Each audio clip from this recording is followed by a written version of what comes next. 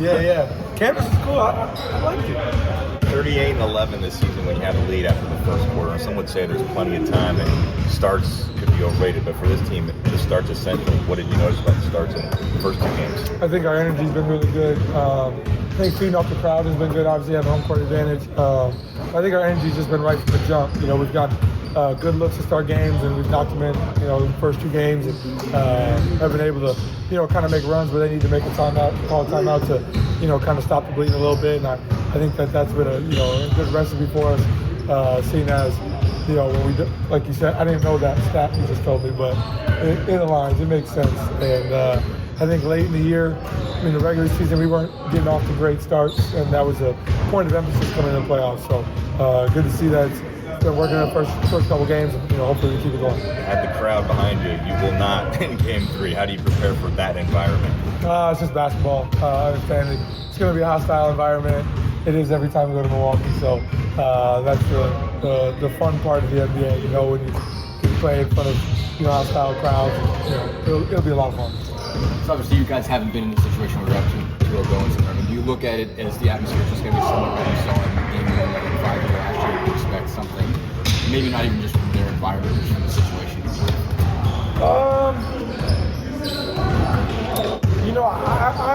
I think it's a new challenge, honestly. I think it's a little different. The energy in there last year for Game 1, Game 5, they had a good crowd. I think it'll be even better. We expect that. Understand, they're fully healthy, and their crowd's gonna, try to will them to a win, and their backs are against the wall right now. So we know we're gonna take a big punch from them. So you gotta be prepared for it, weather the storm, just be who we are. Do you have an extra expectation that you're gonna see a different version of Dennis in kind of his second game back? And you look at and say, okay, well that was the first after missing a month, you're gonna see a different level. Sure. Yeah. And, I think as a group we're prepared, and I think just trying to make life as hard as we can on him and all the other guys, as best we can. But we'll see. I know last year you were happy you guys didn't slow down pace-wise throughout the postseason. I think after both the first two games, Thomas the first one, Rick the last one, said you guys were wanting to play faster than you did. What have you thought of your pace so far, and how can you guys up that tempo a little bit? Yeah, I think there's still another level for us to go, in all honesty. I think late in games, you're seeing them play a lot more switchable lineups. Sometimes we're trying to get into our sets, and by getting our sets, I might be walking the ball up a little slower than usual, trying to get everybody in the right position. But I think we're best in chaos, best in random. So we got to do a better job of getting that. And that starts with me, as well as, through the course of a game, there's a lot of times where maybe there's a missed call or a conversation with a ref where, you're in that conversation and you could be taking the ball out and just going back. So we got to do a better job, and that starts with me. I got to do a better job of keeping pace in the game. And, me and RC talk all the time. So you understand that's definitely an area for us to improve, as we head to Milwaukee. Ty, a couple of times now, the last couple of years, you've played in Milwaukee. Oshkosh North is close to there. How cool is that just for you every time they go up there, especially for the playoffs? Yeah, it's a lot of fun. But I'm from Oshkosh, right. So it's not quite home, but I think when I was early in the NBA, it was always everybody from Oshkosh would come out, and I knew they would cheer for me. I don't really think that's the case anymore. I think a couple, four of my close friends, they're cheering for me, but there's definitely some high school classmates that ain't rocking with me these days. So I think that's all the fun about it. That's why we love sports. It makes it fun. I obviously don't get time to go to Oshkosh in the middle of the series or anything, but it's cool to see, my family, cool to see some friends, and, I definitely appreciate being able to see everybody. We see you guys react during games, but there was the video of all the bench reactions for all the craziness. What's it like when you can probably both answer this, what's it like when you're supporting your teammates, and just what's that vibe like on that bench? Anytime you have a chance to support the guy next to you or the five guys out there, I think that's really big. And guy 1 through 15 has supported each other, and that's what a together team looks like. I know you're resting when you're on the bench, but you're also having a lot of fun watching your teammates and supporting them. No doubt. I think just for me, especially being out there, not being able to play last year, just having a lot of fun.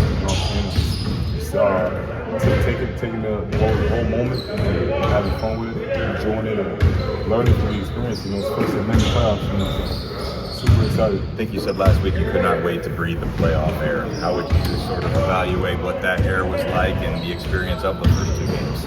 It's been fun. It's been fun so far. You know, it's fun when you win a lot of games. You know what I'm saying? So, I mean, I feel like the main thing for us is keep winning, keeping the game simple, and taking care of business. You guys have obviously played road games there before, in the playoffs. You did it last year. It's obviously a different scenario going in up 2-0 for Game 3. What do you look at and say, okay, this is going to be similar to Game 5 or Game 1 last year? Or what do you look at and say this is going to be different because of the situation they're in? It's just going to be a really hostile environment. They have a great crowd. They play well at home. And we have to expect that. We have to come ready on both ends and expect an amazing crowd and expect to get their best punch, and we have to be ready. Does the mentality change at all going up 2-0 when you know they're going to throw everything at you guys, maybe more so than usual? No, I don't think the mentality needs to change here, and it hasn't changed. We have to stay hungry, we have to stay aggressive, and we have to stay together. And you Jim at halftime, he was lamenting some of the open 3-point looks they got. They were number 1 in the league in 3-point percentage in the regular season. Is that something that everyone's cognizant of, to not let them get those looks in the perimeter defense angle? Yeah, I mean, we're smart enough to know that we're not going to take away threes completely, but we have to limit the catch and shoot wide open ones as best as we can. So we try to make some adjustments and make it a little bit harder for them to get shots off. Anything you could add on that? Perimeter defense, taking away their threes? No doubt. Going to those games, it's pretty much just knowing what we did right and doing the same thing again. We know it's not going to be easy for us to go to Milwaukee and win a game, win both games. So just going out there and taking care of business, control what we can control, and, the rest of the team. Ben, between moving on the perimeter and cutting, you've had a pretty sizable off-ball role this series so far. How have you kind of approached that, and how have you felt you've done with those roles? Playing like guys like TJ is really, really unfortunate. You know what I'm saying? Like, you don't get to touch the ball as much. I'm just kidding. It's funny. I feel like it's another area of my game where I can, expand my game a little bit more depending on the role I got. I've been pretty much, ball dominant my whole life. So just playing with guys like TJ who always trying to get me going, it's great because, I get to learn from that experience and I get to grow as a player as well. TJ, I think so. Don't. Mike, send me that clip. Next question. TJ, these bench groups see zone a lot. You guys struggled with the Bucks zone in December. How do you like what you guys have done against it this series so far? I feel like we kind of just passed the ball around and stood. And I think that plays a lot into their hands. And we just got to get movement and get people to the right spots, and we have, and we got to continue to do that. Ben, how impressive has Drew been in the postseason for another year? Good, man. He's good, very good. For me, I always expect it. I always expect more of my teammates all the time. So, seeing him play well, I wish he can keep it going. And as long as he keep winning, that's all. Pascal, he's a guy that, especially on this leadership, I know he's a guy that's working for a lot of people.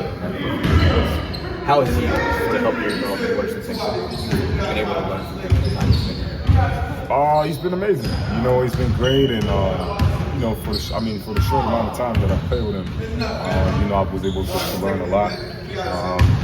Hopefully we have more time together, so to keep learning and to keep playing together. I think he's been amazing. He's been a great leader, and he's been winning a lot of games in the playoffs. So that's what I want to achieve, in my career.